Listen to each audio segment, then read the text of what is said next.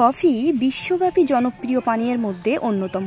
ক্লান্তিহীন শরীরে দ্রুত শক্তি ফিরে পেতে এর জুড়ি নেই, তাই অনেকেই হাতে তুলে নেন কফি। নিয়মিত কফি খেলে শরীরে বিভিন্ন পরিবর্তন হয়।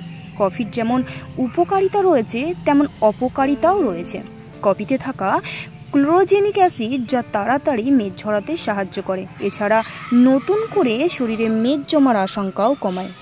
শরীরে অতিরিক্ত জল জমলে তা বের করে দিতে পারে কফি। কফি খাওয়ার পর শরীর থেকে প্রস্রাবের মাধ্যমে অতিরিক্ত জল বেরিয়ে যায়। এ কারণে কফিকে ওয়াটার ওয়েট নিয়ন্ত্রকও বলা হয়। কফিতে থাকা ক্যাফিন শক্তি বা এনার্জি বর্ধক, মস্তিষ্কের কার্যক্ষমতা বাড়ায়। ব্ল্যাক কফি টাইপ 2 ডায়াবেটিসে আক্রান্ত হওয়ার ঝুঁকিও কমায়। স্মৃতিভ্রংশ বা পার্কিনসন্স রোগের ঝুঁকিও কমায় কফি। কলোরেক্টাল ক্যান্সার হওয়ার আশঙ্কা কমায়। কফিতে থাকা অ্যান্টিঅক্সিডেন্ট মন ভালো রাখে। কফি খেলে কোষ্ঠকাঠিন্য দূর হয়।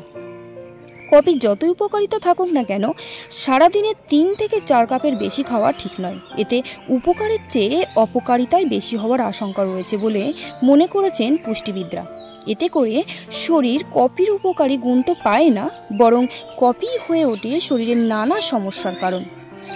কফির বীজে ক্যাফিন ছাড়াও অন্যান্য অম্ল জাতীয় উপাদান থাকে, যা নিয়মিত বেশি কফি খেলে পাকস্থলীর গায়ে ক্ষত সৃষ্টি করে, আলসার ও গ্যাস্ট্রিক রোগ হয়। অতিরিক্ত কফি খেলে কিডনির স্বাভাবিক কার্যক্ষমতা কমতে থাকে, তার থেকে কিডনির রোগ আক্রান্ত হয় মানুষ। যারা অনিদ্রায় ভোগেন তার বেশি কফি খেলে ঘুমোতে পারবেন না, মাথা ব্যথা, অম্লতায় ভুগবেন, খিটখিটে মানসিকতার হয়ে পড়ার আশঙ্কা থাকে।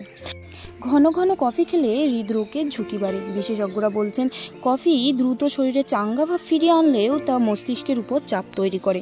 ঘরে তৈরি করা 8 আউন্সের 1 কাপ কফিতে সাধারণত 100 মিলিগ্রাম ক্যাফিন থাকে। প্রাপ্তবয়স্ক একজন মানুষের জন্য মোটামুটি 800 মিলিগ্রাম ক্যাফিন দৈনন্দিন শরীরে গ্রহণ করা নিরাপদ।